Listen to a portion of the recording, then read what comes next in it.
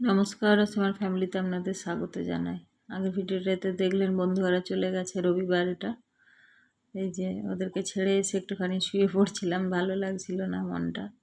তারপরে যে বাচ্চাদেরকে ম্যাগি বানিয়ে দিলাম। আজকে সেভাবে রান্নাবান্না কিছু নেই, কারণ আগের দিন রাত্রে ওই সকালে তো মাংস হয়েছিল দেখলেন, আর বিরিয়ানি রাত্রে আনা হয়েছিল, তারই 1 প্যাকেট বিরিয়ানি আছে।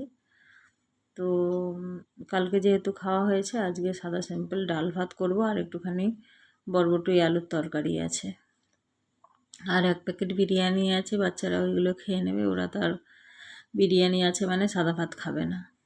তো রান্নাবান্না নেই বলে তাই ভাবলাম, ঘরগুলো অনেক দিন পরিষ্কার করা হয়নি, তো ভাবলাম যে আজকে কাজ কম আছে, তো একটু ঘরগুলো পুছে নিই। এগুলো যেহেতু পুট্টি করা আছে, তো ধুলোগুলো বাইরের থেকে দেখা যায়, আর এরকম করে কিছু লাগে না, শুধু একটু জল ভিজিয়ে নেতা করে পুছিয়ে নিলে বা ভালো কাপড় দিয়ে তো পরিষ্কার হয়ে যায়, বেশ ঝকঝকে হয়ে যায়, দেখতেও ভালো লাগে। তো আমি প্রায় সময় করি, প্রায় সময় বলতে মানে পুজোর সময়, বিশেষ করে দুর্গাপুজোর সময় করি, আবার কিছুদিন হয়ে গেলে করি। বিশেষ করে বাইরেরগুলো বেশি দেখা যায় ধুলোবালি, ওই জন্য বাইরেরটা বেশি হয়, আর ঘরের ভেতরেও করি। তাই ভাবছি এই গরমের ছুটিতে মেয়ে তো বাড়িতে আছে, তো ঘরগুলোর পরিষ্কার করে নেব। তো আজকে এই হলটা শুরু করেছি, সবগুলো যে পোছা হচ্ছে। আর কি বলবো, এত লম্বা হয়েও কোনো কাজে দেয়নি, চেয়ারের উপর দাঁড়িয়েও পুরো হাত পাচ্ছে না। তো যতটা যা পাচ্ছে ততটাই করছি, কি আর তো বেশি কিছু করার নেই। তো এইদিকে ওয়ালে কিছু ফটোস আছে, ঘড়ি আছে, এইগুলোও করে নিচ্ছি। তো আমি ভাবলাম যে আজকে কাজ কম আছে, রান্নাবান্না অতটা নেই সেভাবে, ভাত আর ডাল হবে, তো আজকে কাজটা করে নিই। আর এগুলো কি চান টান করার পরে আর করতে ভালো লাগে না। চান টান হয়ে গেলে, চান টান করা মানে কি ঘরদোর পরিষ্কার করে একবারে চান করলাম, চান করে তারপরে কি হয়, ঠাকুর পুজো টুজো করে রান্না বসিয়ে দিই, যার কারণে এইসব কাজ হয় না। তো আজকে মেয়েকে বলেছি যে তুই চান করে পুজোটা করে দিবি, ওই ঘরটা তো আর পরিষ্কার করছি না, ওই ঘরটা ঝাড়ু মেরে পোছা মেরে দিয়েছি। আর এই ছেলের কাণ্ড দেখুন, ওই কোল্ড কফি নিয়ে এসেছিলো, সেটাকে জমে গেছে, কেটে খাচ্ছে। আর এই যে দেখুন, আগের আগের দিনের নয়, তার আগের পনির ছিল, আর এই যে বিরিয়ানি গরম করা হয়েছে, আর ওই সবজি আর ডাল। তো খাওয়া দাওয়া সেরে নিয়ে আজকে আবার সন্ধেবেলা এক জায়গায় যাওয়ার আছে। আজকে এমনিতেই মাদার্স ডে, তারপরে আবার ওই আমার ছেলের বন্ধু একজন আছে রোনাল্ডো, ওদের অ্যানুয়াল ফাংশান আছে, তো ওর মা বারবার করে বলেছে যাবে। তো বাড়ির কাছাকাছি, তাই ভাবলাম সন্ধেবেলা কি করব, চলো। মেয়ে গেছে নাচের ক্লাসে, তাই যে চলে এসে যে আমার বন্ধুর সঙ্গে চলে যাচ্ছে। মানে এক্স্যাক্টলি জানতাম না কোন জায়গাটাই হবে, এই জায়গাটা চিনি, তো ওকে ফোন করে বললাম। এই যে দেখুন, একদম রাস্তার মানে 3 দিকে রাস্তা গেছে, আর একদিকে রাস্তা ব্লক করে সেই রোডের মধ্যে হচ্ছে, খোলা আকাশের নিচে। তো সন্ধ্যে থেকেই হচ্ছে, তো মানে এখনও অনুষ্ঠান আরম্ভ হয়নি, মানে এই সম্মান দিচ্ছে সবাইকে, মানে বিভিন্ন রকম, কেউ নাচে ভালো, কেউ আঁকায় ভালো, কেউ আবৃত্তিতে ভালো, তো তাদেরকে সেইভাবে প্রাইজ দিচ্ছে। বা অনেকে স্যারের পুরনো ছাত্রদেরকেও সম্মান দিচ্ছেন। তো এসে এখানে সিট রেখেছিল সামনে, কারণ কত দূর থেকে তো দেখলেন লোক ভর্তি।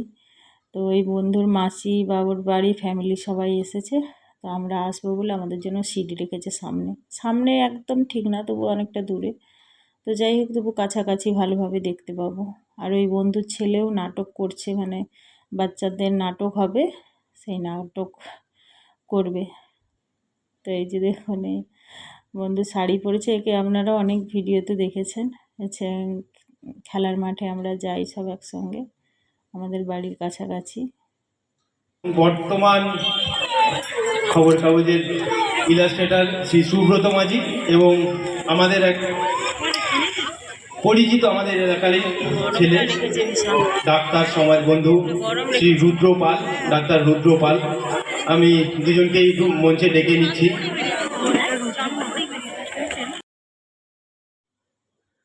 আর এই মঞ্চের পেছন দিকেই একটা গাছ আছে, আর গাছের সাইডে একটা 1 ফালি চাঁদ উঁকি মারছে। তো এটা আমি বারবার দেখছি আর আমার খুব ভালো লাগছে। তো তো পরে আবার দেখাবো যে চাঁদটা সরে আবার সামনে চলে আসছে। এই যে দেখুন, কিছুক্ষণ পরে আবার চাঁদটা দেখলাম মানে নিচের দিকে নেমে গেছে। আর এখানে নাচের প্রোগ্রাম শুরু হয়ে গেছে, মানে সম্মান তো প্রচুর দিচ্ছে, দিয়ে মাঝে মাঝে নাচ হচ্ছে, আবার বিভিন্ন মানে গেস্ট ডেকেছেন, তারা আসছে, তাদেরকে সম্মান জানাচ্ছে। এই যে দেখুন পেছনটা পুরো ভরে গেছে, অত তো পেছন করা যাবে না, তো সামনে দিয়ে ক্যামেরা অন করে তুললাম, পুরো ভরে গেছে। আর এই যে নাচ হচ্ছে মাঝে মাঝে, আবার বক্তৃতা দেওয়া হচ্ছে, এই সব চলছে, সম্মান দিচ্ছে স্যার, যে যারা পুরনো স্টুডেন্ট বা ওনার এই কাজের সঙ্গে যুক্ত আছে তাদেরকে।